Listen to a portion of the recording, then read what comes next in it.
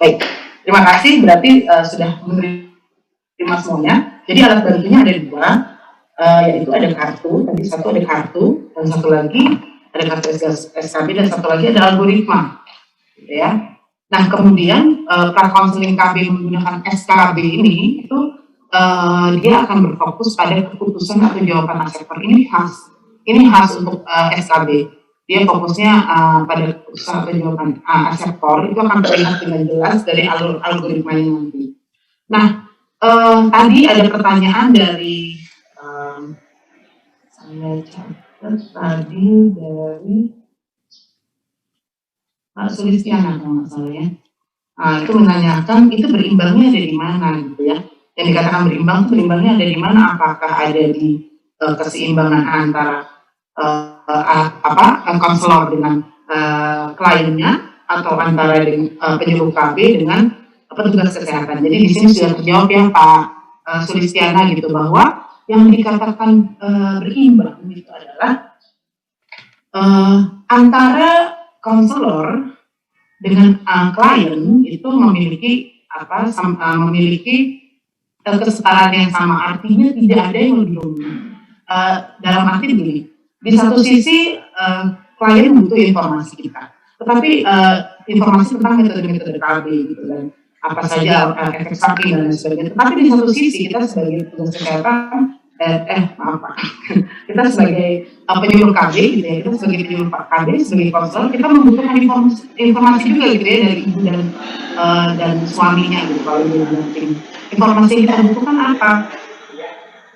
Misalkan kita bisa tentang tujuan reproduksinya gitu ya. Kalau ada pertanyaan-pertanyaan nanti di algoritma, tujuan kita perlu tuh tahu tujuan KB-nya ini apa, si ibu ini tujuan KB-nya apa. Apakah ingin menjarangkan, apa dia anaknya sudah banyak gitu ya, tidak mau punya anak lagi gitu, atau kemudian kita juga perlu lagi bertanya, ibu menyusui atau enggak sih sebetulnya gitu ya. Itu kalau kita salah kasih metode kontrasepsi itu bisa mengganggu ASI-nya. Itu yang perlu kita tahu, ibu menyusui atau tidak, kalau menyusui itu eksklusif atau tidak, terus ada nggak sih yang pernah kecewa sama pakai alat kontrasepsi tertentu. Jadi artinya kita sama-sama ingin mendapatkan informasi. Itu yang dikatakan setara, jadi tidak ada yang mendominasi. Di sini sebagai konselor itu ada pertanyaan tadi juga di chat itu, bagaimana sih menjadi konselor yang baik? Apakah harus menjawab semua pertanyaan? Sebetulnya kalau dari pengalaman saya, jadi nanti kita bisa berbagi juga kalau Bapak Ibu saya mungkin pengalaman sudah jauh lebih banyak dari lapangan. Sebetulnya untuk menjadi konselor baik, kalau konselor yang baik gitu dari pengalaman saya, bukan masalah kita menjawab pertanyaan, tapi bagaimana kita bisa empowerment, jadi memberdayakan klien kita sehingga mereka bisa percaya diri dengan pilihannya gitu. Yang teknik yang bisa kita lakukan adalah mungkin kita supaya kita tidak ada yang dominan, kita perlu tuh mendengar aktif, kita perlu memparafrasekan apa yang klien sudah katakan gitu ya, misalkan seperti itu. Kita perlu melakukan apresiasi sehingga kalau kita ketemu dengan klien-klien yang kelihatan dia pemalu atau kalau mau ngomong takut salah gitu ya, kalau kita konfirmasi, kita sampaikan empati kita gitu ya, itu biasanya klien akan lebih terbuka gitu. Jadi seorang konselor yang baik adalah konselor yang bisa membuat kliennya, yang bisa memberdayakan kliennya sehingga kliennya itu punya punya kepercayaan diri untuk kalau saya yakin dengan keputusan saya karena saya mendapatkan informasi, setelah dia mendapatkan informasi yang jelas gitu. Jadi kurang lebih seperti itu. Oke. Nah itu tadi kita di pokok bahasan yang pertama itu sedikit mengulang dari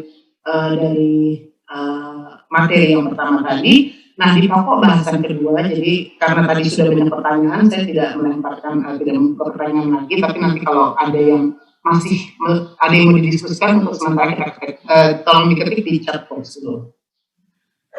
Oke, kemudian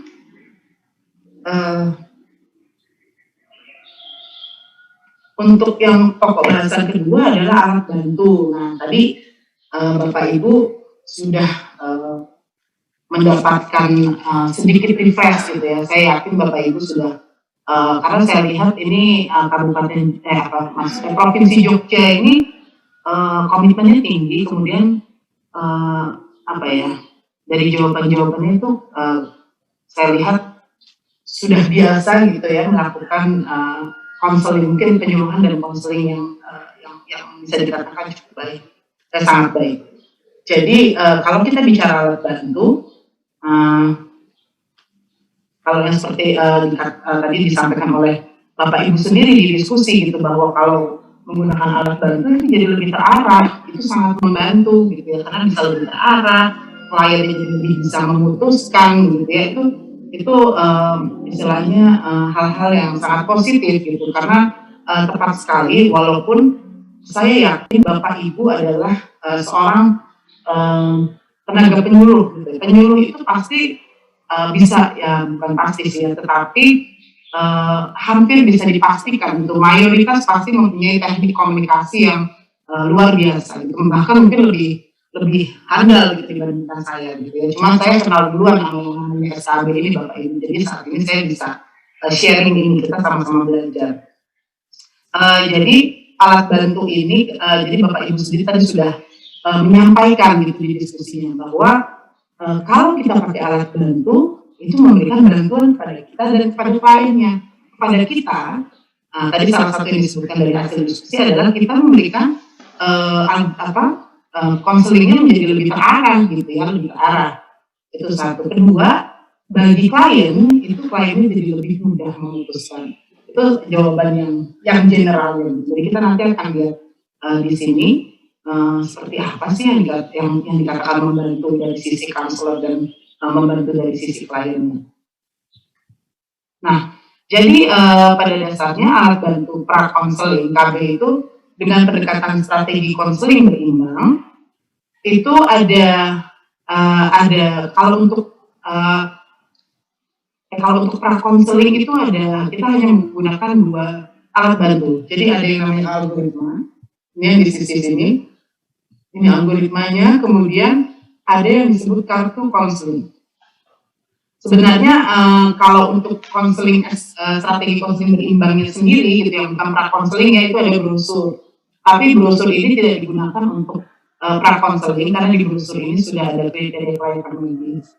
Begitu. Jadi biasanya nanti si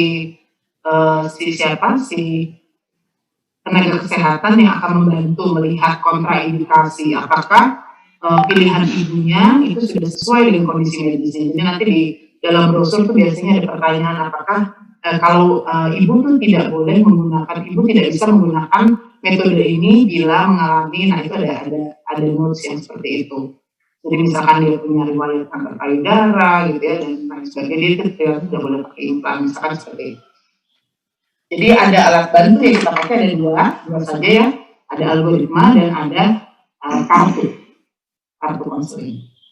Nah sekarang kita lihat satu-satu, ini apa sih dua alat bantu ini seperti apa cara kerjanya.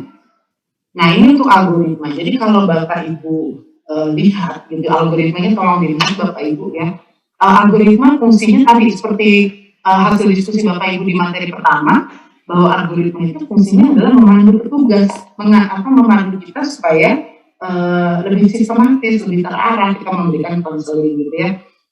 Jadi ini memandu petugas dalam melakukan langkah konseling. Jadi tidak perlu dihafal, ini contekan gitu ya. Contekan apa sih sebetulnya yang mau kita lakukan di sini, itu adanya di algoritma ini. Nah kalau Bapak Ibu perhatikan gitu ya, ternyata Bapak Ibu akan mendapatkan 2 algoritma. Ternyata ada 2 algoritma yang berbeda. Nah, ada 2 algoritma yang berbeda. Bolehkah petugas KPI menciptakan atau oke?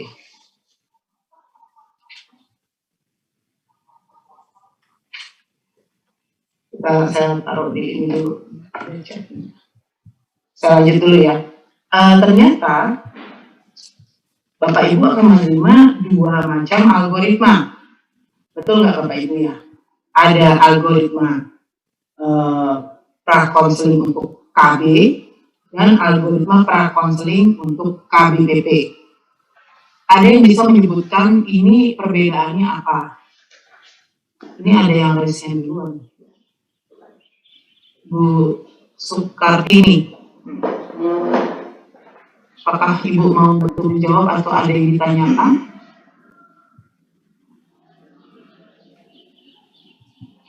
Ibu Sukartini?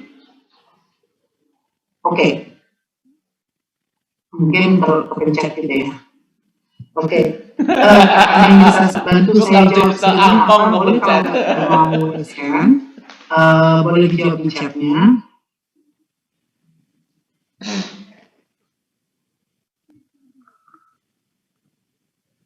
Konseling KBPP untuk Pospartum ya, dari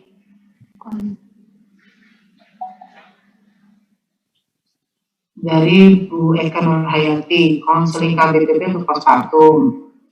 Ada lagi yang bisa bantu jawab? Kalau dilihat gitu ya, ada algoritma prakonseling KB, ada yang KBPP. Perbedaannya ada di mana?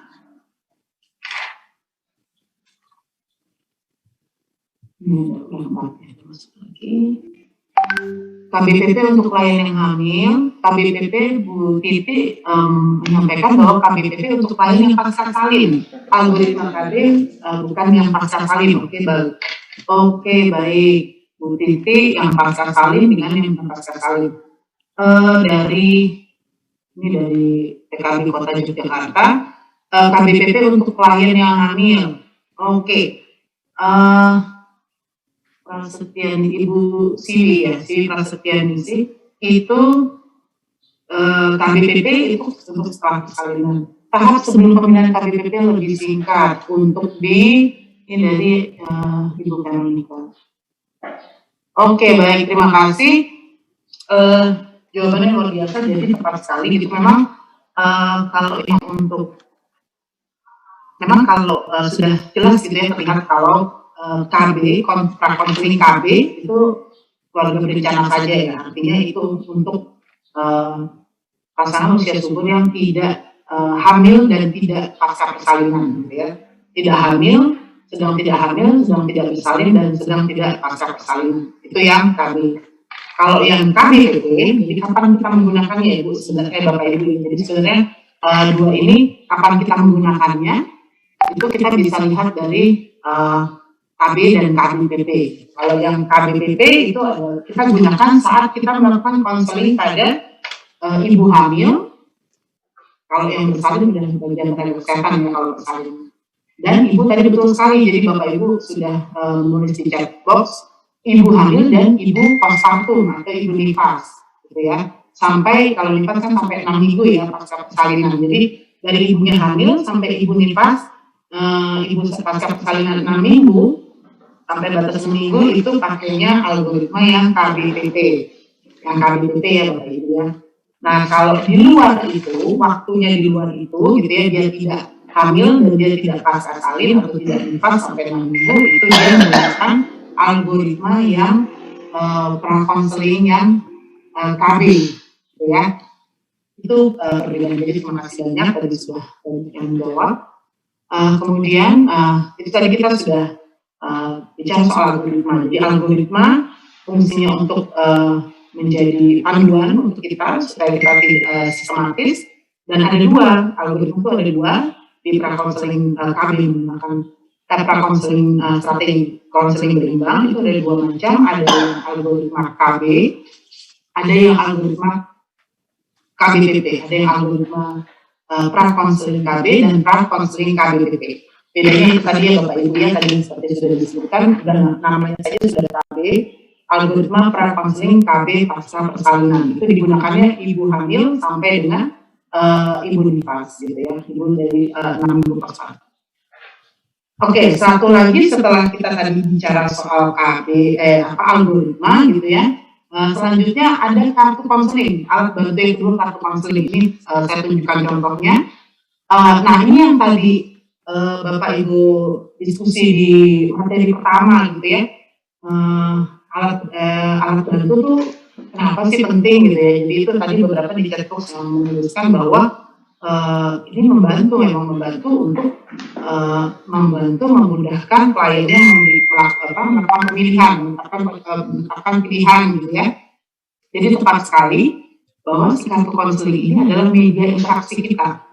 Jadi kalau algoritma tadi digunakan oleh kita sendiri Bapak Ibu ya, nah kalau kartu konseling itu adalah media interaksi kita. Jadi kita akan berinteraksi dengan klien kita dengan menggunakan media ini gitu ya. Nah fungsinya apa? Kalau dilihat Bapak Ibu dilihat di bagian depan, ini adalah salah satu contoh kartu untuk KBR. Mungkin gambarnya agak sedikit berbeda gitu ya. Nah ini adalah bagian depan kartu, dan bagian depan kartu ini untuk memberikan visualisasi, itu fungsinya. Yang pertama, bagian depan memberikan visualisasi bagi calon akseptor. Bagian belakang adalah alat bantu kita untuk menyampaikan informasi bagi petugas yang memberikan konseling. Jadi yang bagian depan ini untuk si klien kita, yang bagian belakang untuk kita baca. Nah, karena bagian terdepan itu adalah alat visualisasi untuk klien, jadi selalu Bapak Ibu ingat untuk memegang kartu dengan tepat pada saat melakukan konseling. Jadi betul-betul kita lihat, kita tetap tatap mata, tapi kartunya itu betul-betul lihat. Jadi jangan begini ya Bapak Ibu, jangan posisinya jadi jangan posisinya kalau kita baca tuh dia nutup begini. Upayakan klien bisa melihat bagian depan ini, ke bagian ini. Jadi jangan dibuat tertutup kayak kita baca buku begitu ya. Jadi diangkat sedikit, jadi mereka tetap bisa lihat, kita tetap bisa baca. Nah, di sini di kartu konseling ini, karena ini adalah informasinya singkat, informasinya cukup singkat gitu ya. Jadi tolong dibaca semua gitu Bapak Ibu. Ya, jangan ada yang dikurangi. Ini adalah informasi yang semuanya penting untuk klien kita. Nanti kalau bahasanya ada yang agak terlalu sulit, itu bisa dimodifikasi. Jadi Bapak Ibu bisa memodifikasi sendiri bahasanya, tapi tidak mengurangi dari makna yang ingin disampaikan. Jadi kira-kira seperti itu. Kemudian selalu baca efektivitas ya. Dijelaskan kalau kita bilang 99% itu artinya apa, kadang-kadang bingung. Ya Bu, ini efektif, ini sangat efektif, ini tuh efektivitasnya tinggi loh 99%. Maksudnya tuh Bu ya, kalau ada 100 wanita yang pakai KBR ini, yang gagal cuma 1 Bu. Gitu. Jadi kira-kira seperti itu cara menjelaskan. Nanti tinggal dibaca selanjutnya dengan bahasa yang lebih mudah. Dan kalau ada bahasa daerah boleh, yang penting jangan dikurangi. Dan jangan menambahkan terlalu banyak. Jadi fungsinya kartu ini kan alat bantu jangan sampai kita mengulang, kita melakukan repetisi, tetapi repetisi yang sebetulnya membuat waktunya panjang, pesan-pesan yang pentingnya itu tidak tersampaikan. Gitu.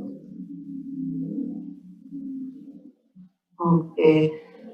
Nah, kalau Bapak Ibu lihat gitu ya, kartu konseling itu sendiri terdiri dari 16 kartu. Tapi kartu konseling ini sebetulnya ada 2 jenis kalau Bapak Ibu lihat.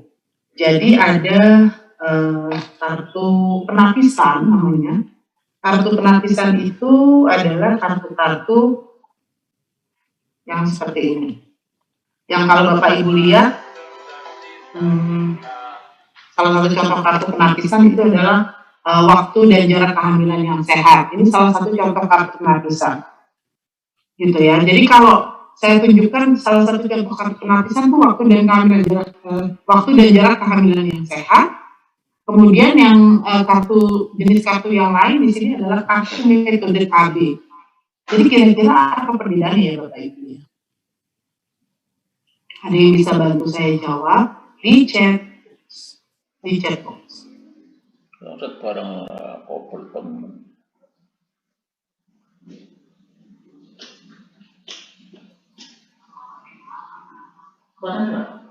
Ya orang lagi benar. Pesan yang tadi sehat, mendapatkan dukungan BKB dari kami, mempromosikan saya pada raise hand, mau coba-coba Rada Ini nggak beres. ada yang salah, kan sama-sama masih berbagi. Mesti internet kene ngene dhewe sing ora beres iki.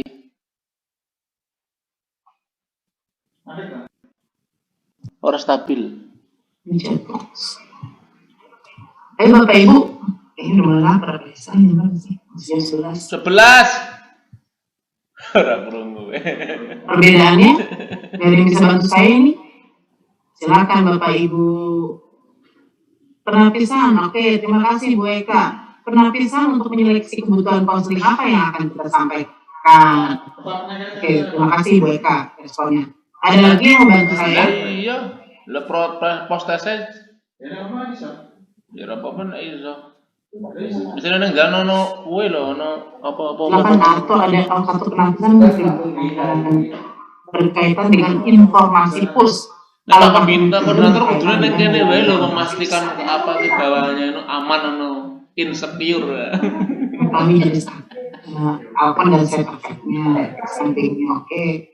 Terima kasih Bu Yulia dan Bu Titik. Bu Yulia. Apa champion? Oke. Ya, jadi beberapa iya, Bu Yulia. komentar dari Bapak Ibu tadi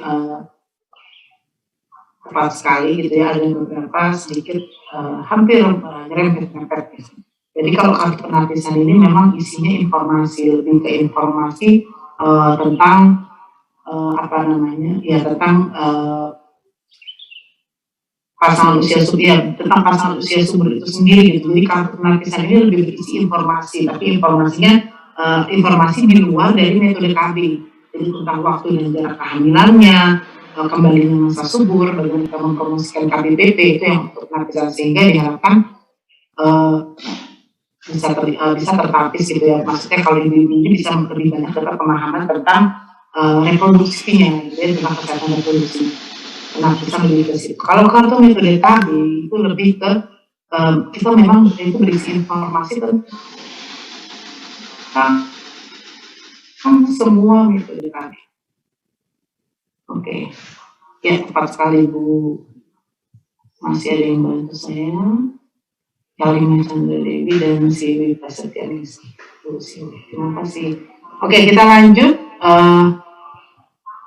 Oke, sampai di pokok bahasan 3. Sebelum saya masuk ke pembahasan 3, mau ada yang didiskusikan dulu, karena ini pokok bahasan 3 kita sudah agak lebih serius bicara soal langkah-langkahnya.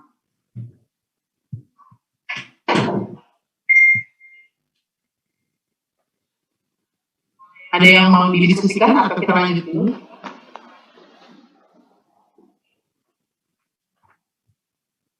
Oke, baik. Kalau tidak ada, saya akan lanjutkan. Oke, saya akan lanjutkan kembali. Nah, untuk langkah-langkah pra-konseling KB atau dengan SKB, strategi konseling prima. Langkah-langkahnya kita akan melihat dari algoritmanya pertama. Nah, jadi Bapak Ibu tolong dilihat algoritmanya. Ya, algoritmanya itu itulah algoritmanya, Pak. Di sini kalau Bapak Ibu lihat, sebenarnya di langkah konseling kita itu kita berpatokan atau berpedoman pada algoritma ini. Nah, pada algoritma ini yang kita gunakan.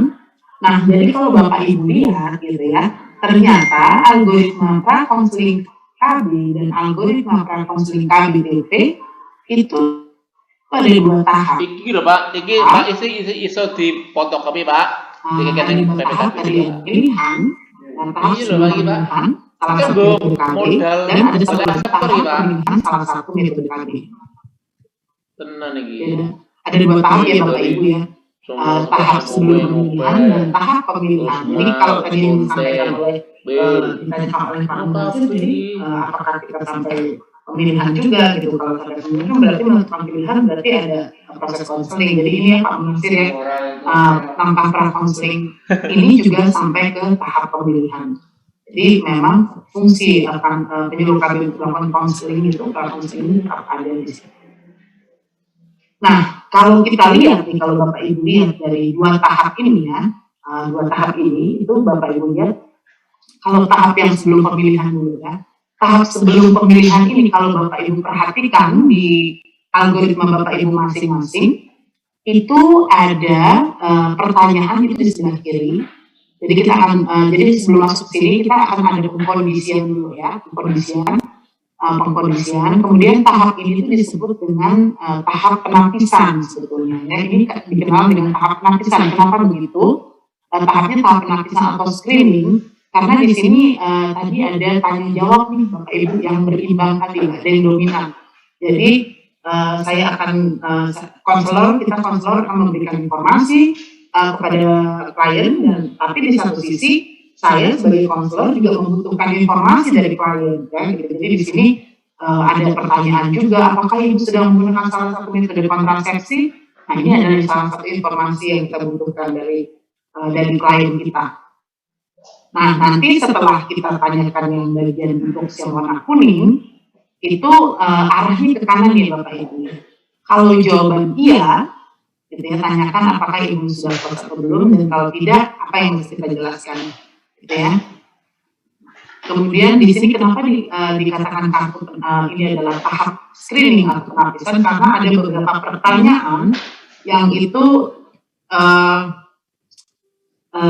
akan menapis apakah beberapa metode itu sesuai dengan kebutuhan ibu. Kebutuhan ibu ya, di sini masih kebutuhan, bukan kondisi medis ya, jadi masih kebutuhan. Jadi ini pertanyaan tentang tujuan ber-KB sebetulnya. Apakah ibu masih ingin punya anak lagi? Nah, jadi di sini kita sisihkan sesuai dengan jawaban ibunya. Kalau ibu bilang saya nggak mau punya anak lagi, atau kalau saya bilang nggak mau punya anak lagi, gitu ya, jadi nanti saya akan menyisihkan. Kalau jawabannya masih ingin punya anak lagi, saya akan membuang atau menyisihkan kartu yang steril, gitu ya, contohnya gitu. Jadi ini di screening kartunya mana sih yang sesuai dengan kebutuhan ibu. Nanti kita diskusi lebih lanjut di bawah step-stepnya satu-satu. Jadi makanya tahap sebelum pemilihan ini disebut juga tahap penapisan. Nah, jadi di mana pada tahap ini tuh terdapat pertanyaan-pertanyaan untuk penapis. Nah, kalau di tahap pemilihan metode, ini adalah tahap di mana kita menjelaskan berbagai metode KB, tapi catatannya yang perlu di-highlight adalah metode KB yang tersisa dari hasil screening kita. Jadi hanya yang tersisa, gitu ya. Kemudian jadi kebanyakan ibu-ibu itu kadang-kadang, jadi saya dulu juga menggunakan gitu ya salah satu alat bantu yang konvensional, memang waktunya memang lebih panjang, dan kadang yang membuat kita lelah itu adalah pada saat kita karena kita menjelaskan itu cukup banyak gitu ya, ibunya jadi bingung gitu, saya mau pilih yang mana gitu kan, ibunya jadi bingung. Jadi ujung-ujungnya dia kalau ketemu gitu ya dengan kesehatan, kalau saya cerita pengalaman saya, ujung-ujungnya setelah saya jelaskan panjang kali lebar, ibunya akan bilang, aduh Bu, saya bingung, pilihin aja deh yang terbaik buat saya, yang cocok untuk saya yang mana sih gitu. Jadi dia bingung di situ. Jadi kita sebetulnya menghindari hal itu gitu ya.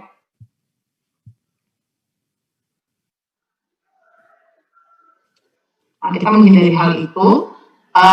Kemudian itu yang kita hindari. Jadi sebetulnya di sini tahap screening ini mempermudah kita memberikan pemahaman kepada klien bahwa ini, jadi di akhir tahap biasanya setelah selesai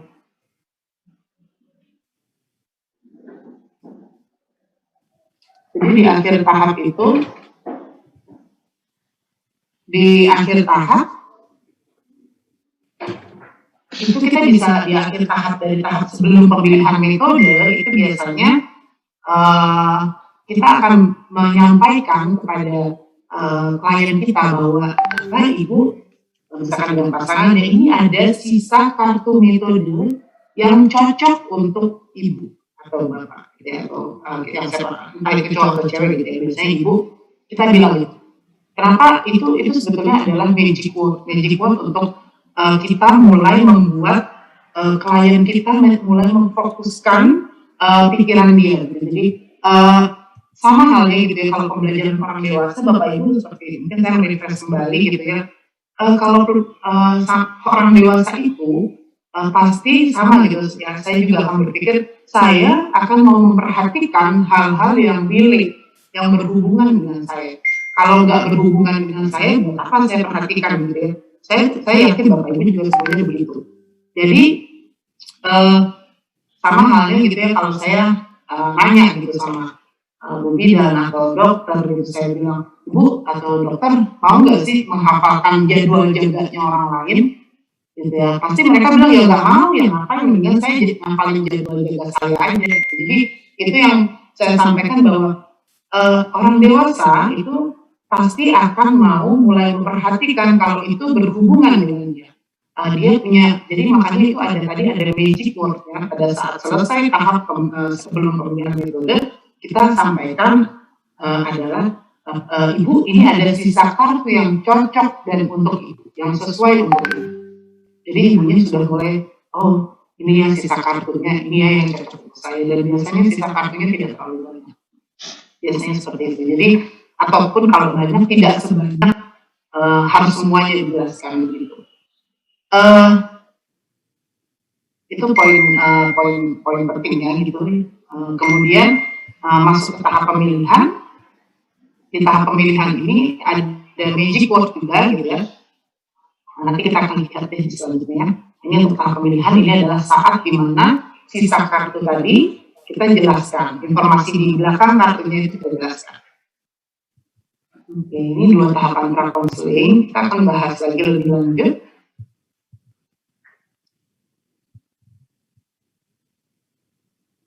Nah, ini akan kita bahas lebih lanjut. Ini tadi saya sudah jelaskan sedikit.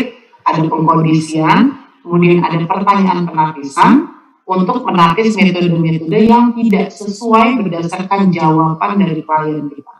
Itu yang dikatakan bahwa strategi konseling berimbang ini berfokus pada klien. Jadi kalau Bapak Ibu lihat arah jalannya atau alur jalannya konseling itu akan ditentukan oleh jawaban dari klien. Makanya ini yang tadi dikatakan bolak-balik itu berimbang. Jadi yang seimbangnya itu di mana? Adanya di sini. Jadi kita fokusnya ke klien mendengarkan informasi kita. Jadi tidak ada yang mendominasi, tidak ada yang mengarahkan, itu semua berdasarkan jawaban dari klien. Dan kita tetap jadi upayakan Bapak Ibu, saya sendiri juga sebagai tenaga kesehatan juga kita berpikir selalu bahwa upayakan mereka memilih sesuai dengan pilihannya. Jadi kita tetap menghormati hak ibu untuk memilih, gitu ya. Dengan artinya kalau dia memilih dengan benar, itu dia akan memutuskan pilihannya dengan benar kalau informasi yang Bapak Ibu sampaikan sampai ke mereka, gitu ya, sampai ke klien kita dengan informasi yang mau kita berikan itu sama dengan yang diterima. Gitu. Jadi artinya mereka paham. Nah, ini tahap yang pemilihan metode. Jadi di sini adalah tahap di mana kalau dilihat di sini ya, memberikan informasi tentang metode kartu yang telah memuat penapisan. Jadi kita akan menyampaikan ke ibunya tadi adalah ini ada sisa kartu yang sesuai dengan kebutuhan ibu dan kondisi ibu, gitu ya. Nah, terus kita bacakan informasinya. Setelah dibacakan, kita jembrengkan kartunya, minta ibu untuk memilih, gitu ya. Nah, selanjutnya, poin selanjutnya adalah memberikan saran bagaimana yang pertama cara mengakses metode itu harus di mana, misalkan harus pergi ke Bu Bidan yang ini atau ke puskesmas yang sini, ke dokter yang itu boleh. Jadi itu adalah poin terakhirnya di tahap pemilihan salah satu metode KB, mengakses bagaimana memberikan saran bagaimana mengakses metode. Kemudian tadi ada pertanyaan kalau ada rumor bagaimana, gitu ya. Ini penjelasannya yang pertanyaan yang tadi itu, kalau ada rumor bagaimana, sebaiknya kita luruskan rumor tentang metode tersebut kalau dia sudah memilih, gitu ya. Jadi upayakan untuk meluruskan semua rumor-rumor yang ada sebelum dia, sehingga dia tidak nantinya berubah pikiran lagi, gitu ya. Jadi sudah pastikan itu disampaikan. Kemudian satu hal yang perlu diingat juga adalah sampaikan ke mereka bahwa nanti hasil pilihannya itu pilihan metode kontestasinya akan dilakukan, akan dikonfirmasi oleh tenaga kesehatan, akan di screening lagi menggunakan itu disampaikan di screening lagi sehingga bisa dipastikan bahwa metode itu cocok dengan kondisi medis ibu. Itu yang akan dilakukan oleh tenaga kesehatan. Jadi itu poin-poin pentingnya untuk tahap pemilihan metode.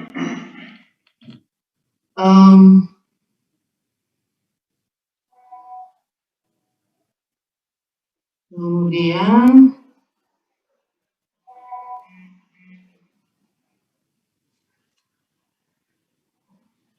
oke, di sini ada pertanyaan ya.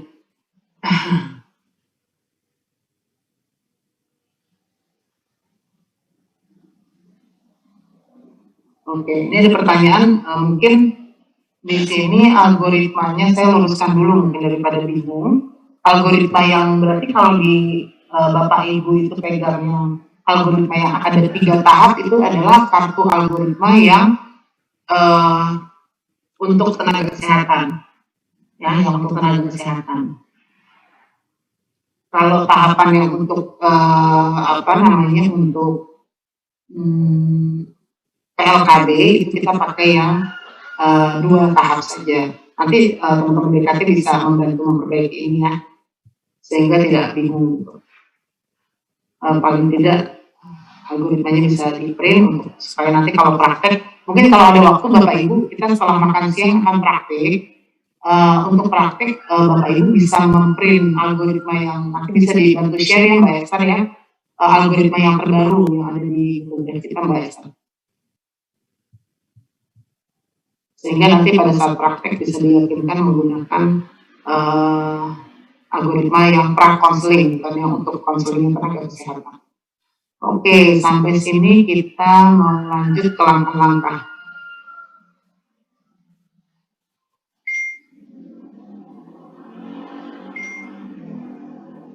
Oke.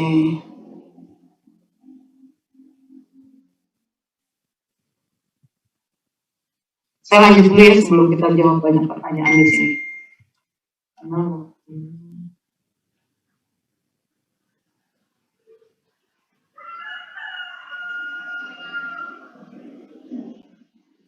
Nah, tadi Bapak Ibu sudah kita sudah melihat bersama 2 macam alat bantu, ada algoritma dan ada kartu konseling. Tapi tadi ada banyak pertanyaan, kenapa algoritma saya kok tahapnya ada 3 gitu ya? Kalau tahapnya ada 3 berarti itu adalah algoritma konseling untuk tenaga kesehatan. Jadi yang diabaikan itu adalah tahap setelah pemilihan. Tahap setelah pemilihannya itu untuk untuk si tenaga kesehatan. Jadi kalau di mana di PLKB hanya sampai susun kartu, jadi kartu yang tersisa kita susun dari yang paling efektif, kemudian setelah disusun dijelaskan satu persatu itu masih sama ya kalau di algoritma yang untuk nakes. Kemudian setelah itu diminta untuk memilih, ya. Jadi sampai situ masih sama. Setelah kita untuk memilih, setelah itu masuk ke tahap setelah pemilihan kan kalau di tenaga kesehatan. Nah, jadi nanti Bapak Ibu cuma sampai klien memilih. Setelah klien memilih, itu Bapak Ibu tinggal tambahkan di mana mengakses metode, kita tepis rumornya, kita luruskan rumor, sama satu lagi kita sampaikan bahwa pilihannya akan dilakukan penapisan lagi di tenaga kesehatan apakah sesuai dengan kondisi medis. Jadi 3 hal itu aja tambahannya untuk yang tahap pemilihannya. Kira-kira seperti itu ya Bapak Ibu. Nanti kita bisa banyak diskusi karena waktunya sudah sedikit lagi. Sekarang kita masuk ke pokok bahasan keempat gitu ya. Kalau tadi kita sudah bicara lebih mengenal lebih dalam tentang alat bantunya, nah sekarang di pokok bahasan keempat ini harapannya Bapak Ibu bisa lebih clear tentang step-stepnya. Jadi kita yang tadi algoritmanya ada 3 tahap itu kita lupakan dulu, yang penting ditutup aja tahap yang setelah pemilihannya. Kira-kira gitu ya Bapak Ibu ya, supaya kita bisa maju lagi ke pokok bahasan keempat. Karena harapannya setelah pokok bahasan keempat ini Bapak Ibu mampu melakukan teknik pra-konseling KB dengan strategi konseling berimbang. Nah, jadi pada pokok bahasan ini saya akan menjelaskan lebih detail langkah per langkah dari algoritma dan jadi cara menggunakan algoritma dan kartunya. Saya akan coba jelaskan, jadi Bapak Ibu bisa lihat di slide saya. Nanti setelah saya jelaskan langkah per langkah, setelah itu saya akan mempraktekkan secara keseluruhan dengan rekan saya Mbak Adriani untuk Bapak Ibu mendapat pemahaman lebih jelas. Nah, untuk tahap sebelum pemilihan dulu ya. Jadi kalau Bapak Ibu bisa lihat tahap sebelum pemilihan ini saya melihat yang algoritma prakonseling KB. Jadi kita lihat yang prakonseling KB dulu. Jadi pada dasarnya sama, cuman supaya terbiasa dengan alurnya saja. Jadi Bapak Ibu buka yang algoritma prakonseling KB-nya di tahap yang sebelum pemilihan ya. Jadi selalu dimulai dengan pengkondisian.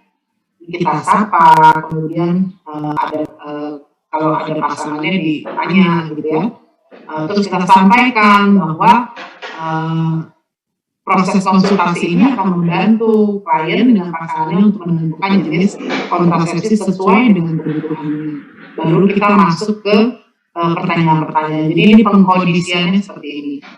Ya, ini mungkin tambahan satu lagi juga kita harus pastikan gitu ya bahwa ada privacy gitu untuk melakukan konseling. Jadi kalau bisa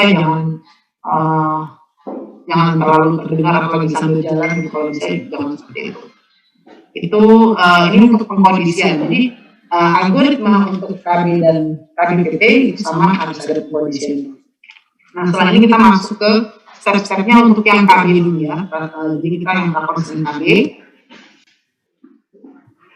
Nah, pertanyaan pertama, apakah ibu sedang menggunakan salah satu kontrasepsi? Jadi kita bisa tanyakan dengan bahasa yang lebih ringan, boleh gitu. Jadi nanti Bapak Ibu karena masih baru pasti akan lebih kaku, tapi nanti seiring dengan jam terbang gitu, saya yakin Bapak Ibu pasti akan tertarik gitu ya menggunakan ini. Jadi kalau nanti seiring dengan jam terbang Bapak Ibu bisa melakukan itu akan lebih mudah untuk membawakan. Jadi kalau kita sudah tanya, ibu apakah sedang menggunakan kontrasepsi gitu ya, biasanya ibunya bisa jawab. Kalau misalkan ibunya jawabnya ya, saya nggak pakai KB, atau misalnya kita bisa nanya, ibu apa sedang pakai KB saat ini? Saya nggak pakai KB karena saya hamil. Nah misalkan kayak gitu jawabannya, kita langsung beralih ke algoritma yang KBPP gitu ya, langsung kita nggak pakai yang ini. Jadi kita nanti ulang lagi pakai yang KBPP kalau ibu sampai hamil. Tapi kalau tidak, kalau dia bilang, oh saya sedang pakai kontrasepsi, saya pakai suntik misalkan gitu. Ditanya, ibu puas nggak dengan metode itu? Atau pengen ganti metode lain gitu? Ditanya seperti itu. Apapun jawaban ibu, itu bisa kita tetap lanjut. Tetapi kalau ibu jawabnya tidak, kita tanyakan, ibu ada bapaknya nggak? Atau kalau dia sudah bersama bapaknya, kita langsung gunakan kartu mendapat dukungan dari suami. Jadi kartu ini kita gunakan, ini bagian depannya ya, ini bagian belakangnya. Kita jelaskan kartu ini pada ibu dan suaminya. Kita jelaskan satu persatu dengan bahasa yang lebih mudah dipahami oleh klien atau ya kira-kira seperti itu. Jadi arahnya begitu alurnya. Baca dulu sebelah kiri, kemudian jawaban ya atau tidak itu akan menentukan alur jalannya konseling. Selanjutnya, kalau kita sudah menjelaskan, jadi kan kartu ada di tangan kita semuanya Bapak Ibu ya. Kalau kita sudah menjelaskan yang itu, kita sisihkan. Ya, jadi ada yang disimpan, ada yang disisihkan. Kalau yang disimpan itu yang masih kita gunakan sampai akhir nanti. Jadi ada sisa kartunya itu yang kita simpan. Kalau kita sisihkan berarti kita buang, kita nggak gunakan lagi. Termasuk yang ini nih, kartu-kartu penapisan kalau sudah dijelaskan itu langsung kita sisihkan ya. Nah selanjutnya untuk yang ini, pertanyaan selanjutnya adalah apakah ibu tahu kapan saja waktu yang sehat buat seorang wanita untuk hamil? Ini sebenarnya mau tanya ibunya itu tahu nggak jarak kehamilan yang sehat gitu? Kapan sih ibu mau punya anak lagi? Gitu ya, ada rencana punya anak laginya kapan gitu? Itu pertanyaannya kira-kira seperti itu. Kalau apapun jawaban ibu, misalkan dia jawab, kayaknya nanti aja bu 3 tahun lagi atau 4 tahun lagi, misalkan seperti itu. Kalau dia jawab seperti itu ya apapun jawabannya kita pujikan. Jadi kita bisa bilang, oh iya baik ibu, jadi sangat baik sekali, Ibu sudah punya perencanaan yang bagus ya Bu ya. Nah kalau gitu saya jelaskan sedikit tentang waktu dan jarak hamil yang sehat, baru Bapak Ibu boleh mengeluarkan kartu ini untuk dijelaskan. Setelah dijelaskan, karena ini kartu penapisan, setelah dijelaskan kita bisa sisihkan kartunya. Kemudian pertanyaan yang selanjutnya, nah ini mengkonfirmasi lagi kalau tadi ibunya nggak ada omongan bahwa dia hamil di awal, ternyata dia hamil, jadi kita coba konfirmasi lagi. Ibu, apakah Ibu saat ini lagi hamil atau enggak Bu? Gitu ya. Kalau dia tiba-tiba jawab, oh iya saya lagi hamil, emang nggak kelihatan karena masih belum ada 3 bulan atau masih 16 minggu gitu ya. Nah itu kita langsung beralih ke Bapak Ibu ke algoritma yang KBPP. Oh iya Bu, kalau gitu kita beralih ke algoritma yang KBPP. Jadi tapi upayakan kita bisa menggali si ibunya ini hamil dari sejak awal kita konseling gitu ya. Nah, kalau ini untuk memastikan apakah kita tetap menggunakan algoritma yang sama atau kita harus beralih ke algoritma yang KBPP. Nah, selanjutnya pertanyaan selanjutnya adalah, nah ini apakah metode KB tertentu ya adakah metode KB tertentu yang Ibu inginkan? Jadi pada saat ini kalau kita sedang menanyakan ini, kita bisa tunjukkan semua kartu metode yang ada di tangan kita, Ibu. Ada yang mau nggak Bu? Tapi nggak perlu dijelaskan ya. Jadi nggak perlu dijelaskan. Jadi kalau ibunya nanya, emang ini apa gitu ya? Nanti saya jelaskan Bu setelah ini ya. Kita lanjutkan dulu ya Bu konselingnya kita seperti itu dulu ya. Jadi nanti keberapa kita akan bisa jelaskan. Kemudian kalau ibunya nggak ada yang menunjuk apa-apa atau kalau dia sudah misalkan dia menunjuk saya mau pakai suntik misalkan gitu ya. Saya mau pakai suntik itu nanti bukan berarti kita harus simpan suntiknya juga tidak. Jadi paling tidak kita tahu bahwa ibunya sebenarnya sudah menginginkan metode tertentu begitu. Paling tidak itu menjadi informasi untuk kita. Nah selanjutnya ini adalah pertanyaan salah satu pertanyaan untuk melihat tujuan berkabinnya ibu gitu ya. Apakah ibu masih ingin punya anak lagi ya Bu ya setelah ini ibu anaknya ini? Kalau dia bilang iya, kalau ibunya bilang iya, kita akan sisihkan 2 kartu ini. Metode operasi pria atau vasektomi dan metode operasi wanita.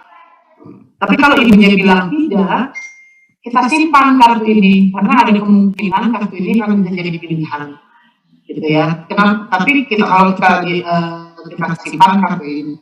Tapi jangan lupa kalau kita menyisihkan kartu seperti ini misalnya, ibu masih ingin punya anak lagi atau enggak Bu? Ibunya jawab iya saya masih mau punya anak lagi Bu. Berarti kita sisihkan. Tapi pada saat kita sisihkan, kita jelaskan kenapa kartu ini disisihkan. Jadi bukan jelaskan informasi di belakang kartu ya Ibu ya, Bapak Ibu ya. Jadi bukan jelaskan informasi di belakang kartu, tetapi kita jelaskan kenapa kartu ini dibuang atau disisihkan. Jadi kita bisa jelaskan Ibu karena Ibu masih ingin punya anak lagi. Ini ada 2 kartu metode KB Bu. Ini metode steril Bu. Nah, jadi ini kan nggak sesuai untuk sama keinginan Ibu. Jadi ini kita sisihkan ya Bu ya. Gitu. Jadi ibunya ada penjelasan gitu ya. Penjelasannya cukup itu. Jadi nggak perlu dibaca ini di belakang informasi di belakang kartunya tidak perlu dibaca. Hanya cukup menyatakan bahwa ini tidak sesuai dengan kebutuhan Ibu karena ini metodenya steril. Kemudian nah ini ada pertanyaan lagi. Pertanyaan selanjutnya adalah pertanyaan tentang status menyusui. Nah, pertanyaannya ibu masih menyusui bayinya ya, bayinya ya. Ini usianya berapa tahun Bu? Misalkan kata gitu ya. Kalau kurang dari 6 bulan dengan eksklusif disusuinya, kalau dia ternyata menyusui dengan eksklusif gitu ya, berarti kita harus sisihkan ini kontrasepsi suntik kombinasi dan pil kontrasepsi oral kombinasi. Jadi 2 ini kita sisihkan, kita jelaskan kepada si ibunya bahwa 2 metode kartu ini itu mengganggu ASI sehingga kartu ini tidak sesuai dengan kondisi ibu sekarang yang status ibu sedang menyusui. Jadi cukup penjelasannya seperti itu. Setelah itu ini kita sisihkan. Tapi kalau ibunya bilang saya menyusui, apakah ibu sedang menyusui bayinya? kurang dari 6 bulan dengan eksklusif, kalau ibunya masih bilang saya tidak menyusui, atau bayi saya sudah lebih dari 6 bulan gitu ya, atau tidak eksklusif jawaban ini, jadi bisa salah satu di sini. Ada salah satu saja jawaban itu langsung disisihkan kartu mal. Jelaskan mengapa ya, dijelaskannya mal ini. Jadi nanti Bapak Ibu bisa jelaskan bahwa metode aminorelatase ini syaratnya adalah bayinya harus kurang dari 6 bulan, terus nyusunya harus eksklusif gitu ya, dan dia harus menyusui gitu. Jadi kalau ibunya tidak menyusui ya harus disisihkan kartu malnya. Jadi tergantung dari jawaban ibu jawab apa. Wah, anak saya udah 1 tahun, jadi saya nggak nyusuin, saya udah nggak nyusuin anak saya, nggak ada kurang dari 6 bulan, saya udah 1 tahun. Oh, jadi kita bisa jelaskannya ini ada kartu metode KB, metode aminorelatase Bu. Ini saya sisihkan karena kalau untuk melakukan metode mal ini salah satu syaratnya bayinya ibu harus kurang dari 6 bulan. Nah, kan anak ibu udah 1 tahun Bu, jadi ini tidak sesuai ya Bu, ini saya sisihkan. Jadi seperti itu. Selanjutnya kita bertanya apakah kita coba gali lagi. Tadi sebetulnya di awal sudah ditanyakan ada pengalaman apakah sebelum KB, apakah ada kecewa atau apa gitu, atau berganti metode, apakah suka gitu ya. Di sini digali lagi, tapi jawaban dari si ibu itu kita kalau dia nggak suka gitu, dia disukai, kita perlu sisihkan kartunya.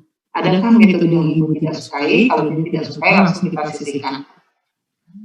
Jadi kalau ini seperti ini. Terakhir, nah ini dari tahap sebelum pemilihan ini adalah tahap terakhir. Apakah ibu masih bersedia Bu melanjutkan konsultasi ini dan memilih salah satu metode KB?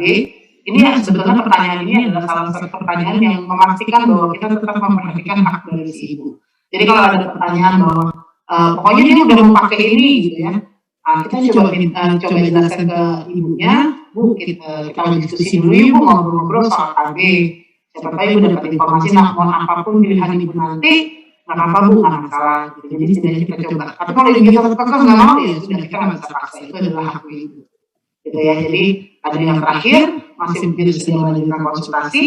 Kalau tidak bersedia, lanjutkan konsultasi dengan keluarga. Kalau keluarganya mau konsultasi ya lanjut, kalau tidak juga ya. Ini untuk yang algoritma prakonseling KB. Nah, kalau untuk KBPT itu sama saja, alurnya seperti itu, walaupun pertanyaannya ada sedikit berbeda, ada beberapa yang sama, tetapi yang perlu diperhatikan adalah alurnya. Bertanya dari sebelah kiri, setelah itu kita melihat apa yang perlu kita lakukan dari hasil jawabannya klien kita, gitu ya. Nah, poin penting yang mau saya sampaikan untuk algoritma ini, kalau di KBPT, di algoritma KBPT itu saya itu belum Mas, sebentar. Saya kesini dulu deh. Nah ini kalau di algoritma KBPT, untuk prakonseling KBPT itu ada hal yang tricky ya, ada beberapa hal yang bisa sering jadi kesalahan gitu ya. Ini poin penting yang nanti Bapak Ibu perlu perhatikan, karena di sini tuh ada 2 pertanyaan yang kadang dijawab sama ibunya langsung. Jadi misalnya kita tanya, Bu ada berencana menyusui bayinya nggak? Kalau ibunya jawab, karena ibunya jawabnya gini, iya saya nyusuin kok eksklusif. Nah ini sebenarnya kalau dia bilang nyusuin eksklusif itu dia udah jawab 2 pertanyaan ini. Kan di sini pertanyaannya berencana menyusui, di sini pertanyaannya kan mau memberi makanan tambahan nggak hingga usia 6 bulan? Di sini eksklusif atau tidak? Jadi kita perlu berhati-hati di sini, karena di sini ada penapisan kartu yang perlu kita lakukan, jangan sampai terlewat gitu ya. Jadi kalau ibunya bilang saya menyusui tapi menyusui eksklusif, atau saya mau menyusui tidak eksklusif, itu kalau saya kerja jadi nggak bisa menyusui terus nih gitu. Misalkan seperti itu, yang perlu kita lihat pertama menyusuinya, status menyusuinya. Jadi kalau jawabannya jangan bingung. Kalau dia status menyusuinya dia tidak, berarti saya nggak menyusui. Jadi yang pertanyaan berikutnya nggak perlu diabaikan saja. Kita lanjut dong. Ya, jadi makanya ini algoritmanya kelihatannya seperti ini. Nggak ada panah dari sini ke sini, tapi panahnya ke sini. Jadi kalau dia jawabannya tidak, langsung lanjut ke pertanyaan berikutnya. Tapi jangan lupa kita harus sisihkan kartu mal, gitu ya. Karena kalau dia tidak menyusui, kan syaratnya untuk metode mal itu harus menyusui, ya kan? Nah, dan jangan lupa, ini kan ini sisihkan kalau memang jawabannya tidak. Tapi kalau ibunya berencana menyusui bayi setelah lahir, iya. Nah, ini jangan lupa nih yang suka kelupaan untuk disisihkan. Ini ada kartu suntik 3 bulan. Jadi ada suntik 3 bulan, suntik 1 bulan, dan pil kombinasi itu perlu disisihkan kalau ibunya menyusui. Ya, karena ini untuk KBPP, ya, untuk KB pasca persalinan. Jadi seringkali itu kalau suntik 3 bulan itu aman tuh ya, buat katanya aman untuk ibu menyusui, tetapi harus menunggu sampai minimal 6 minggu untuk bisa digunakan oleh ibu menyusui. Itu yang perlu kita highlight, makanya ini dibuang. Jadi nanti kalau dia disisihkan, kita jelaskan, Bu, metode ini, metode KB ini tidak sesuai untuk ibu, karena 3 metode ini mengganggu ASI, gitu ya. Jadi yang perlu Bapak Ibu ketahui, mungkin kalau saya sedikit berbagi, kalau misalkan belum dapat update terbaru bahwa kartu suntik 3 bulan, jadi metode kontrasepsi suntik 3 bulan berdasarkan kriteria kelaikan medis itu harus menunggu 6 minggu, begitu ya, untuk bisa digunakan oleh ibu-ibu yang menyusui. Jadi nggak bisa langsung. Beda dengan pil progestin, itu bisa langsung. Karena ini KBPP itu kan sampai 6 minggu kan, pasca persalinan. Nah, kemudian kalau tadi udah menyusui, saya menyusui eksklusif, saya menyusui tidak eksklusif. Nah, kalau eksklusif atau tidak eksklusifnya itu masuknya di sini, pertanyaan kedua. Ya, kalau dia eksklusif berarti dia nggak akan kasih makanan tambahan hingga usia 6 bulan kan? Berarti kalau tidak kasih makanan tambahan, itu berarti jawabannya ya, tidak ada makanan tambahan, berarti kita simpan kartu malnya, jadi dia masih bisa pakai mal. Tapi kalau dia tidak eksklusif, artinya ada makanan tambahan, ya jawabannya kita sisihkan. Itu yang trikinya di sini, untuk yang agak kadang suka salah gitu ya, untuk memberikan prakonseling KBPP. Kemudian kita balik lagi ke tahap setelah pemilihan. Ini sama untuk konseling KBPP, prakonseling KBPP dan prakonseling KB, itu tahapnya sama. Kalau dilihat dari sini saya perjelas lagi. Beritahu calon akseptor kartu metode tersisa dari proses pemeriksaan sebelumnya, kita susun gitu ya. Jadi urutkan dulu Bu dari yang paling efektif Bapak Ibu ya. Urutkan sisa kartu dari yang paling efektif. Tapi kalau saya biasanya saya akan sebut, gitu. Jadi saya akan bilang, Bu ini sisa kartu, gitu. Kita kasih tahu ini sisa kartu yang sesuai dengan kebutuhan Ibu. Nah saya urutkan dulu ya Bu dari yang paling efektif. Jadi kata efektifnya kita tekankan. Jadi dia akan mulai lihat, gitu. Dari dia mulai memperhatikan dari saat kita bilang ini yang sesuai dengan kebutuhan.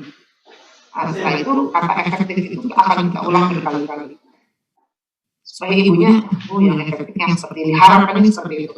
Nah jadi kita susun kartunya itu, ini ada contoh di sebelah kanan, susun kartunya itu kita lihat dari efektivitasnya. Misalkan ini implan ya 99%, kalau sisa kartunya 3 ini contohnya ya, kalau ini berarti dari implan. Kemudian yang 97% yang suntik 3 bulan sama kondom laki-laki 85%. Nah, ini kita urutkan dari yang paling efektif. Kemudian kita jelaskan informasi di belakang kartu dari yang paling efektif juga menjelaskannya. Jadi kita jelaskan implan dulu, selanjutnya kontrasepsi suntik 3 bulan dan selanjutnya kondom laki-laki. Ini contoh aja Bapak Ibu ya. Kalau sisa kartunya 3 metode ini. Setelah dijelaskan, minta klien memilih gitu ya. Jadi ini saya sudah ada jelas nih di algoritma ini ya, tentang calon perintah klien, kartu metode KB yang tersisa. Jadi bilang ini ada kartu metode yang tersisa dari hasil penapisan tadi, dari pertanyaan tadi, dan ini yang sesuai dengan cocok untuk kebutuhan ibu. Kita susun dulu, kita bilang sama ibunya, Bu, saya susun dulu ya Bu ya dari yang paling efektif. Kemudian setelah itu kita jelaskan, Bu, ini saya jelaskan dari yang paling efektif ya Bu. Kita jelaskan mulai dari yang paling efektif. Setelah dijelaskan, kita jembrengkan gitu ya. Kita jembrengkan, apa ya namanya, bahasa Jawanya, jembrengkan. Regi dibagikan pada ibunya dan minta ibu mau pilih yang mana, gitu ya. Minta klien memilih. Setelah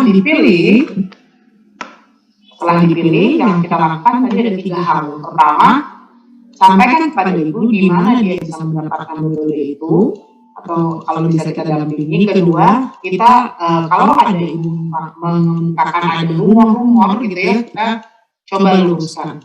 Jadi kasih faktanya. Kemudian yang ketiga, sampaikan kepada ibu metode kontrasepsi ibu ini, pilihan ibu nanti akan masih perlu dipastikan oleh tenaga kesehatan apakah sesuai dengan kondisi medis ibu. Ya, jadi nanti sampaikan 3 hal penting. Oke, jadi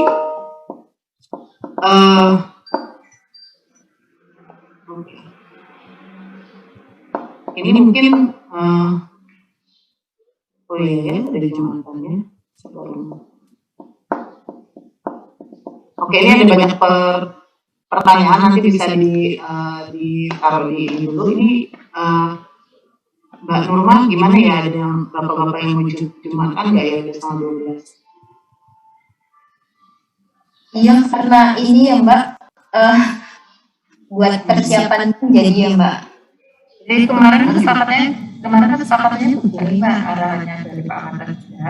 Jadi yang bapak-bapak mau jumatan, mau meninggalkan tempat dulu, tapi tetap on, maksudnya dengan tetap dikawinkan, dipersilakan ke ibunya. Kita lanjut aja berarti ya. Kita berarti. Oke, baik. Oke, baik. Jadi bapak yang mau menjalankan ibadah sholat Jumat, silakan ya bapak-bapak, ibu-ibu dan bapak-bapak yang tidak menjalankan ibadah sholat Jumat, silakan tetap bersama kita yang cantik-cantik ini di sini. Yang cewek-cewek dan cewek semua ya Mbak ya.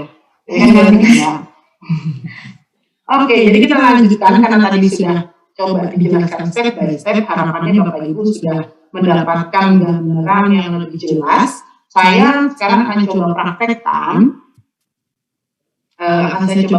Bersama rekan saya Mbak Adriani. Saya akan coba praktekkan dengan Mbak Adriani. Nah, ya. Jadi Bapak Ibu, karena saya mau mempraktekkan dengan Mbak Adriani, kita harus siapkan dulu alat bantunya, termasuk kita urutkan Bu kartunya, jadi nggak bingung nanti. Kita urutkan berdasarkan algoritma yang kita gunakan. Misalkan ini kita mau ke pasien yang dia tidak hamil gitu ya, jadi saya akan urutkan kartu saya sesuai dengan algoritma yang saya gunakan. Jadi yang mungkin pertama akan dijelaskan adalah mendapatkan dukungan dari suami, jadi ini saya taruh paling depan. Kemudian setelah itu kita mungkin akan menjelaskan tentang waktu dan jarak kehamilan yang sehat. Oke, waktu dan jarak kehamilan yang sehat. Oke, jadi ini saya taruh di belakangnya. Saya taruh di belakangnya ya, di belakang sini. Terus selanjutnya KBPP semua. Nah, selanjutnya MOW dan MOP. MOW dan MOP itu akan dibuang, kemungkinan akan disisihkan. Jadi saya taruh di belakangnya lagi. Ya, saya taruh di belakangnya lagi. Kemudian selanjutnya kemungkinan kita akan menyisihkan pil kombinasi dan suntik kombinasi. Pil kombinasi dan suntik kombinasi. Suntik kombinasi dan pil kombinasi. Ini kemungkinan kita akan buang ini. Jadi kita taruh di belakangnya. Dan kemungkinan juga kita akan mensisihkan kartu mal. Jadi saya akan urutkan, ini akan ditaruh di belakangnya. Oke, setelah itu sisa kartu yang ada di sini. Jadi kartu yang tidak digunakan adalah yang mempromosikan KBPP, karena itu mempromosikan KBPP dan kembalinya masa subur itu tidak kita pakai di sini. Nah, kartu selainnya yang bagian cover, bagian belakang itu kita sisihkan semua. Jadi kalau yang belum saya urutkan tadi sisanya itu ada 5. Ada 5 nih. Nah ini saya urutkan dari yang paling efektif. implan dulu, IUD, kontrasepsi suntik progestin, saya taruh di belakangnya, kemudian pil progestin, baru kondom. Nah ini saya urutkan dan saya taruh di belakang. Jadi nanti kalau kita mau susun kartu dari yang paling efektif, ini urutannya udah efektif. Dari yang sangat efektif ke efektif. Kira-kira seperti itu. Jadi setelah kita urutkan, baru kita kita sapa pasiennya gitu ya. Mulai setelah kita sapa dulu, baru kita urutkan. Kita bilang kita akan siapkan ini. Oke, baik. Ini Bu Anti ya. Ini jadi Bu Anti aja ya, Mbak Adriani. Iya. Oke, selamat siang Bu Anti. Gimana kabarnya? Selamat siang, Mbak. Baik, alhamdulillah. Syukurlah kalau begitu ya Bu Anti ya. Bu Anti, saya mau ngobrol-ngobrol sedikit ya, mau kita diskusi sedikit soal keluarga berencana. Pernah dengar kan Ibu KB? Nah, lama nggak, Mbak? Enggak lama kok, sebentar aja ya. Emang ini mau kemana? Ini ada anak kecil yang mau diurus. Oh, iya, saya pikir mah ngurus bapak gitu, ngurus dede ya. Saya pikir ngurus bapak gitu ya, ngurus dede, bapaknya ikutan gitu. Oke. Nah, sekarang bapaknya ada ya? Lagi ada bapaknya, kalau nggak ada? Ada? Jadi dipanggil dulu bapaknya sekalian, Bu, sebentar, biar kita bisa ngobrol bareng-bareng. Oh ya, Pak sini Pak, ada yang mau diobrolin? Iya Bapak, selamat siang ya Pak. Ini loh Pak, saya tuh mau ajak ibunya ngobrol-ngobrol soal ibu sama Bapak untuk ngobrol soal keluarga berencana gitu ya, kontrasepsi. Mungkin pernah dengar beberapa ya, ini supaya saya jelaskan lebih lengkap gitu. Sebentar saja waktunya, sekitar 10 sampai 15 menit. 10 menit lah ya. Oke, jadi nanti ibu sama bapak itu kalau sudah harapannya kalau sudah mengikuti proses ini, konsultasi ini, jadi lebih paham gitu ya, untuk menentukan jenis kontrasepsi mana gitu ya yang bapak ibu inginkan gitu. Tadi Bu Anti kan sempat hubungin saya mau pakai tadi tapi bingung gitu ya, jadi pengen ngobrol dulu ya. Oke, kalau gitu saya mulai ya Bu. Nanti itu saya akan konseling Ibu dengan alat bantu, ada 2 Bu, ada algoritma ini dan ada kartu. Jadi nanti kalau Ibu lihat saya main-main kartu tuh jangan bingung ya Bu ya, saya bukan main kartu remi ya Bu ya, saya main kartu konseling. Ya gitu ya Mbak. Ya. Baik. Bu, saya mau nanya, Ibu sekarang sedang pakai alat kontrasepsi? Tidak, Mbak. Saya tidak pakai alat kontrasepsi. Oh, oke, nggak pakai alat kontrasepsi. Apa sedang hamil, Mbak? Enggak, Mbak. Baik. Anak baru 1 tahun 3 bulan, Mbak. 1 tahun 3 bulan ya. Kemudian tadi kan ini kebetulan barang Bapak ya. Karena barang Bapak saya mau jelaskan sedikit ya Bu ya. Jelaskan sedikit kartu tentang mendapatkan dukungan BKB dari suami. Ya ini Bu ya, saya jelaskan sedikit ya. Jadi Bapak ini sebenarnya memiliki juga berperan besar gitu ya Pak, tanggung jawab dalam pengambilan keputusan yang berhubungan dengan kesehatan reproduksi, kesehatan ibunya juga dan keluarganya gitu ya. Kemudian laki-laki itu punya peran sebagai suami juga sebagai ayah ya Pak ya, dalam menentukan perjalanan keluarganya. Nah, suami juga bisa memilih metode kontrasepsi yang Bapak inginkan gitu ya. Nah, vasektomi itu metode steril buat laki-laki ya kan, dan kondom yang bisa jadi pilihan kontrasepsi bagi laki-laki ya Bu Bapak ya.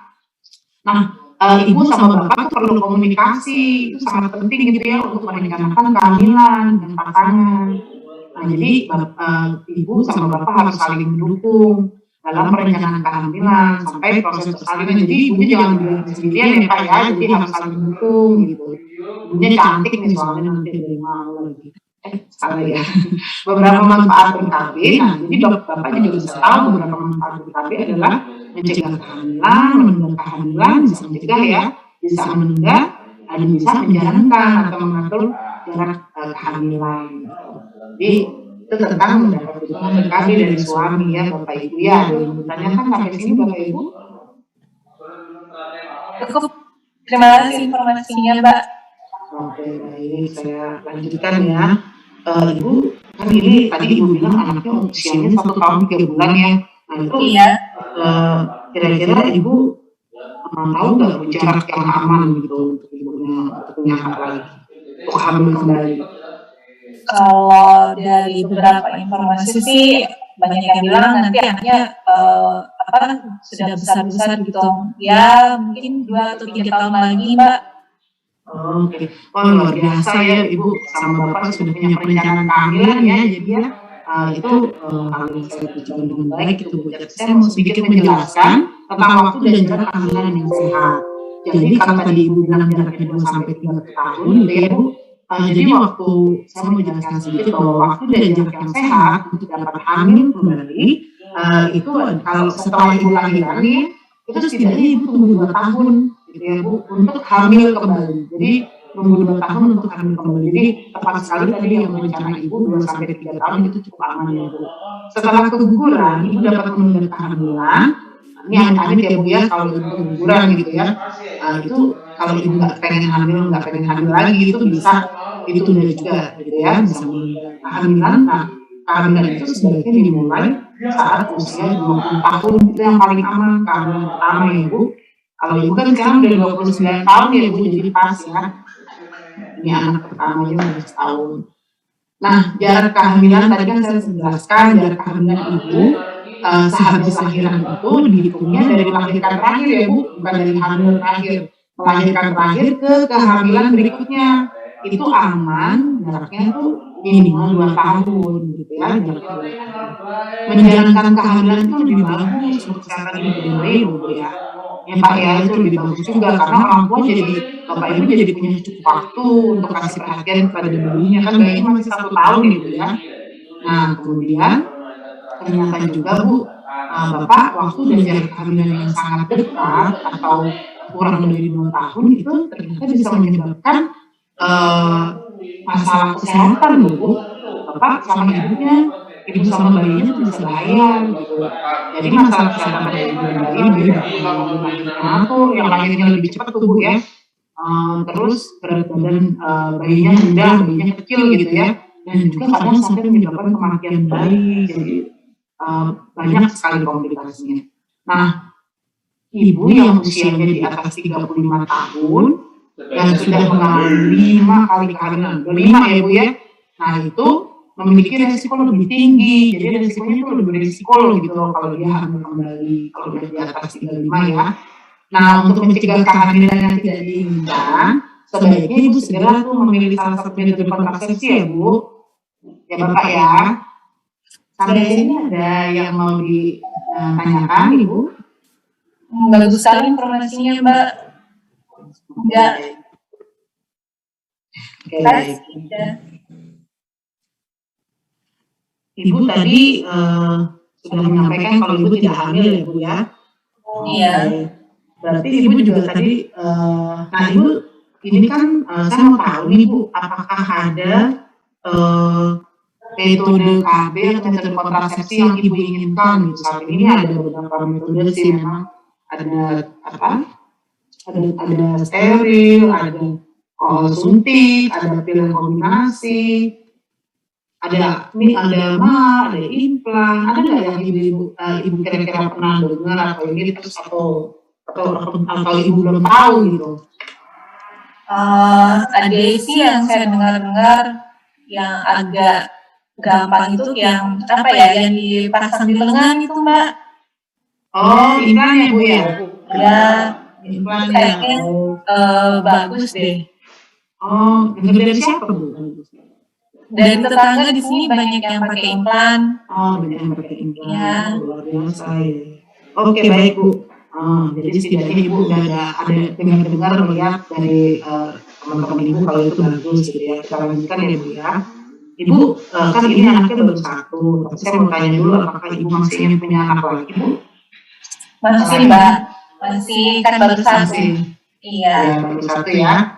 Nah, karena Ibu masih ingin punya anak lagi, ini ada 2 metode kontrasepsi loh Bu ya. Ini metode yang steril untuk laki-laki, ini steril untuk wanita. Nah, metode ini, 2 metode ini saya sisihkan ya. saya singkirkan karena nggak sesuai sama kebutuhan ibu masih punya anak lagi kan,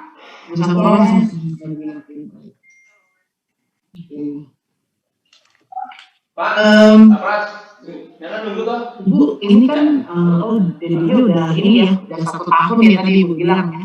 Iya. Karena ibu sudah masih menyusui, tapi sudah masih menyusui ya bu ya.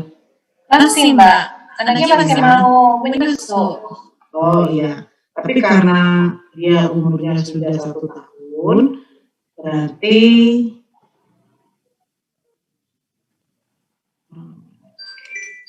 saya ini apa? Karena anak ibu sudah 1 tahun usianya, jadi ini ada kartu metode tadi namanya metode amin relaksasi. Nah, metode ini saya sisihkan ya Bu, metode ini adalah metode menyusui. Memang ibu masih menyusui, tapi syaratnya kalau mau pakai metode ini, bayinya ibu si dedeknya itu harus kurang dari 6 bulan. Nah, jadi, kalau ibu kan bayinya sudah 1 tahun ya, jadi ini saya sisihkan ya. Nah, kemudian saya mau tanya Bu, ada nggak sih metode kontrasepsi yang kayaknya itu ibu nggak suka banget gitu?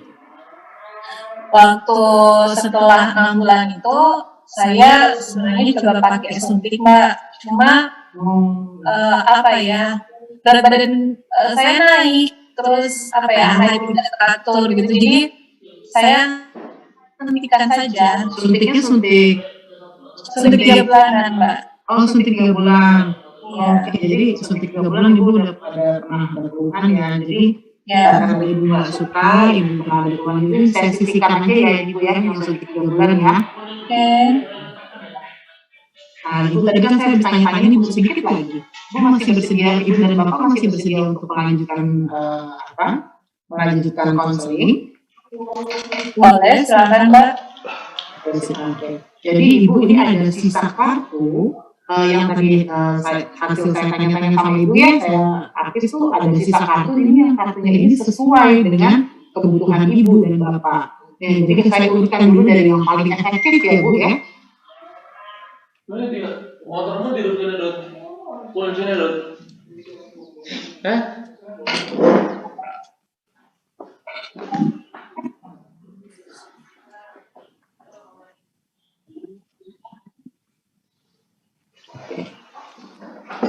Saya sudah urutkan yang dari yang paling efektif. Dan sekarang saya jelaskan dari yang paling efektif juga ya.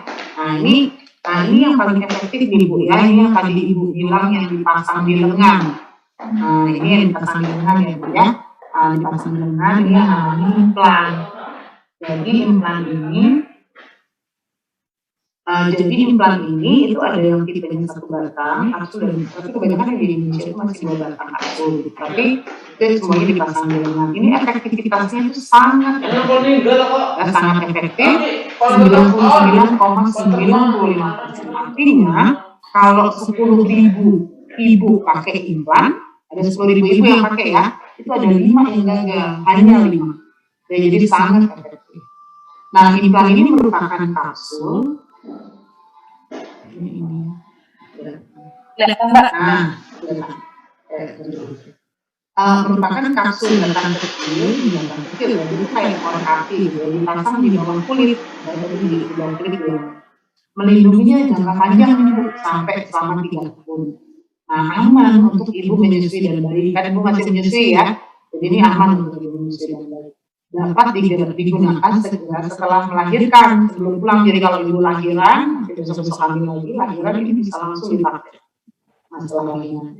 Efek sampingnya mungkin dapat menyebabkan perubahan pada hari bulanan, sakit kepala, nyeri perut, dan rasa tidak nyaman Bu pada payudara. Tapi ini bukan tanda penyakit ya Bu ya.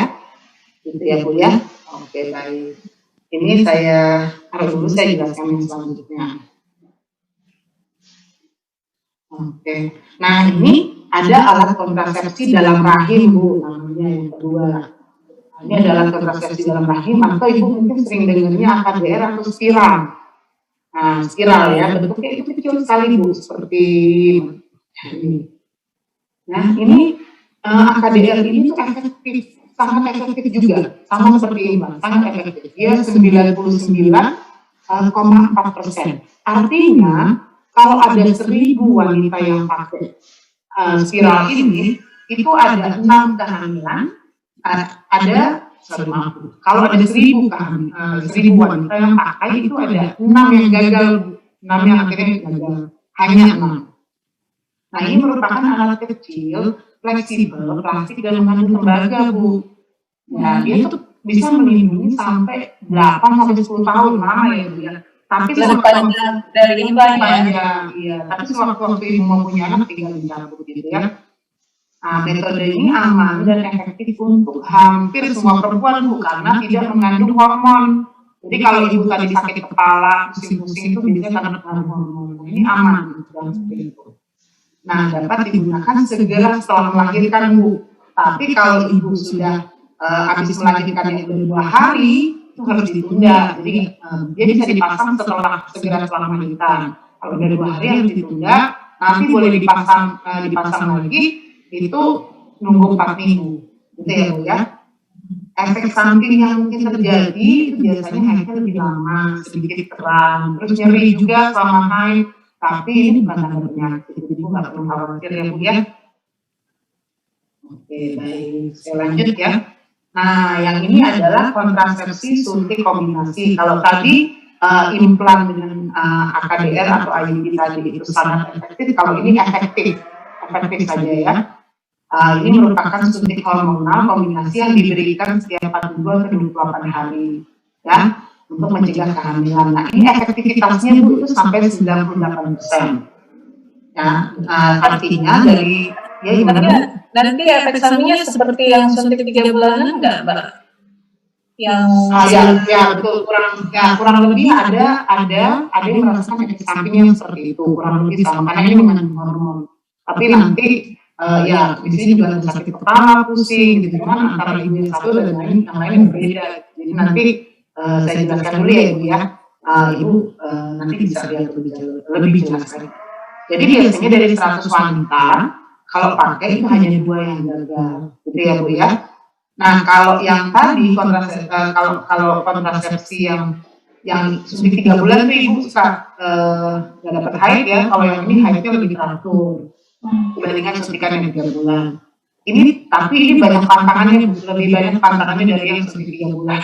Jadi dia tidak dianjurkan pada wanita yang baru saja melahirkan, ya, baru lahiran nggak boleh, atau dia baru lahiran tapi dia nggak nyusui, itu harus nunggu dulu 21 hari kalau pakai ini. Jadi nggak bisa langsung. Terus nggak dianjurkan lagi kalau ibu nyusuin untuk bayi di bawah 6 bulan. Gitu ya, kalau di bawah 6 bulan itu belum boleh pakai ini. Kemudian wanita yang punya migrain, nah kalau ada sakit kepala tuh jadi mungkin terlebih ya Bu kalau ada sakit kepala pakai ini. Terus umurnya di atas 35 tahun itu jadi tidak boleh juga. Kemudian juga tidak dianjurkan gitu pada wanita yang punya riwayat kanker payudara, penyakit yang hubungan sama pembuluh darah Bu, seperti stroke, diabetes, tekanan darah tinggi, gitu ya, penyakit gula, diabetes ya Bu ya, atau stroke itu nggak boleh. Nah, efek samping itu biasanya mengalami kenaikan berat badan, mengalami sakit kepala, pusing, atau di payudara itu rasanya kalau disentuh kayak lebih sensitif gitu ya Bu ya. Saya nggak suka Mbak, karena kemarin itu pakai suntik berat badan saya naik. Nah ini gitu, jadi nggak suka kalau ini karena sakit kepalanya apa berat badannya naik? Sakit moodnya juga berubah Mbak, berat badan juga naik. Berarti kalau ibu nggak suka ini saya sisihkan aja ya Bu ya. Iya deh. Nah selanjutnya ini ada kontrasepsi pil kombinasi. Progestin. Kontrasepsi pil progestin ini efektivitasnya juga efektif ya Ibu ya.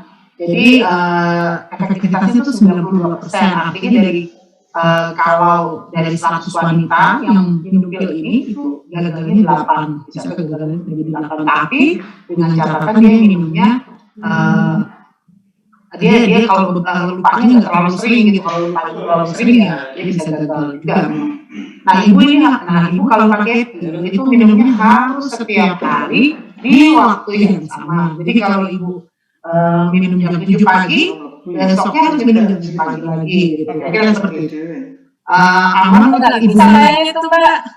Apa Gak itu? bisa juga.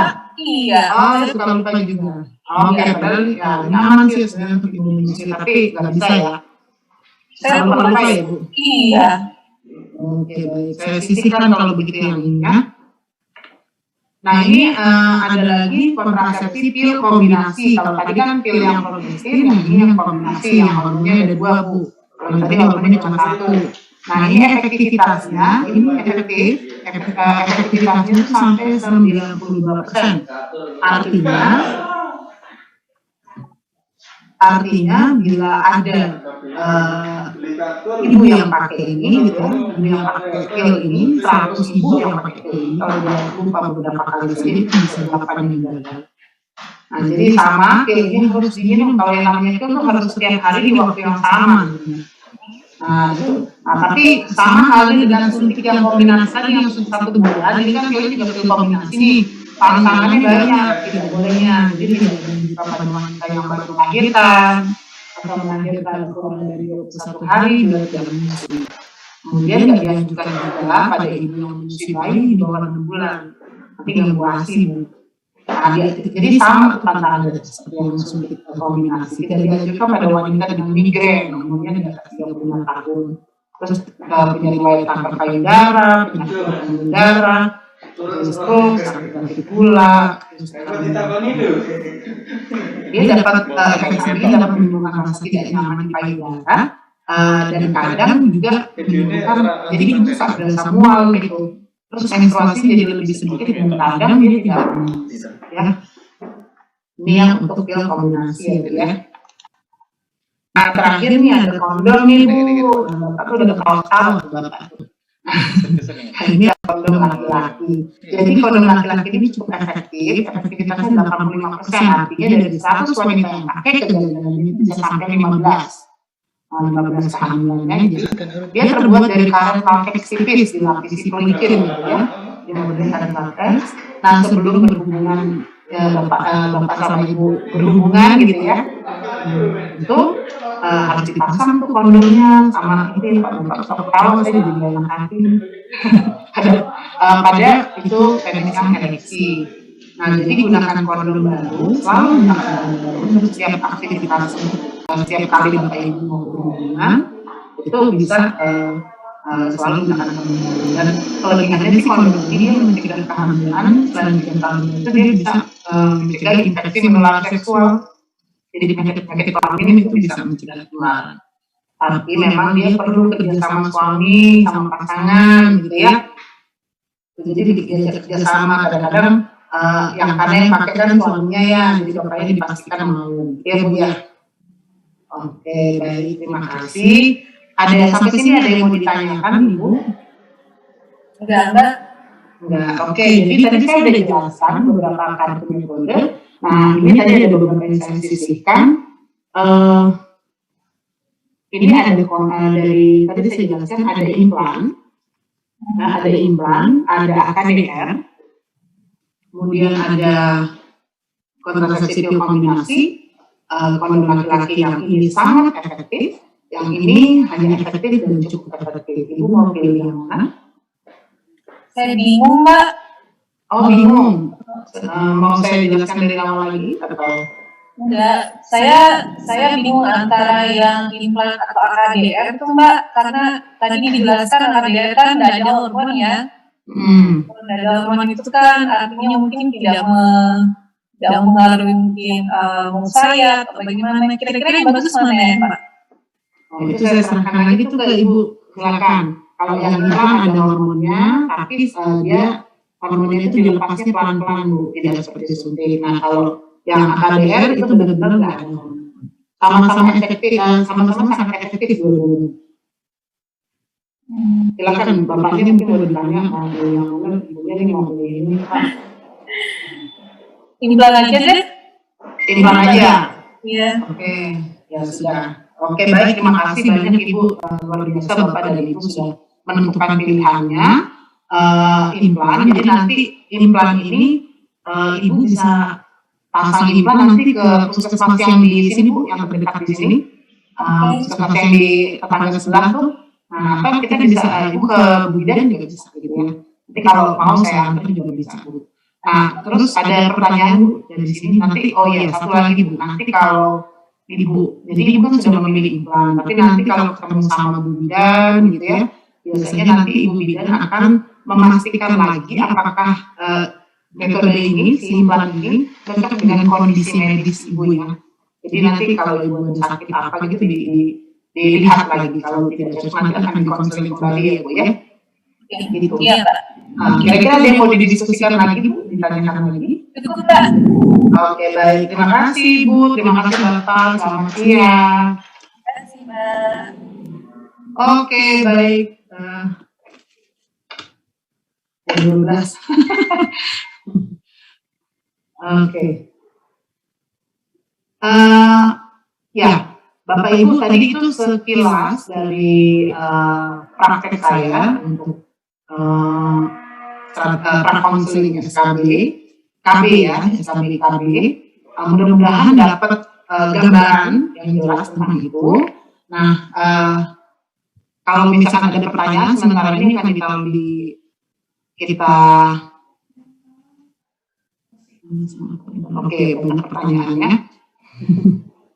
Malah kayak main kartu remi katanya. Oke, baik. Ini banyak yang menarik pertanyaannya, mungkin bisa kita parkirkan dulu, nanti Mbak Esther bisa tolong dicatat yang penting. Jadi saya kembalikan mungkin ke kita istirahat ya Mbak Nurmaya. Iya benar. Saya kembali ke Mbak Nurmaya kalau gitu ya. Oke Mbak Isti, terima kasih. Baik Bu yang masih di ruang Zoom, karena mengingat ini waktu sudah jam 12 ya, makan siang, jadi kita isoma dulu sampai jam 1 ya Bapak Ibu, sampai jam 1 nanti mungkin sebelum, maksudnya 15 menit sebelum selesai istoma, kita kumpul lagi di ruang Zoom untuk persiapan kita praktek gitu ya Bapak Ibu.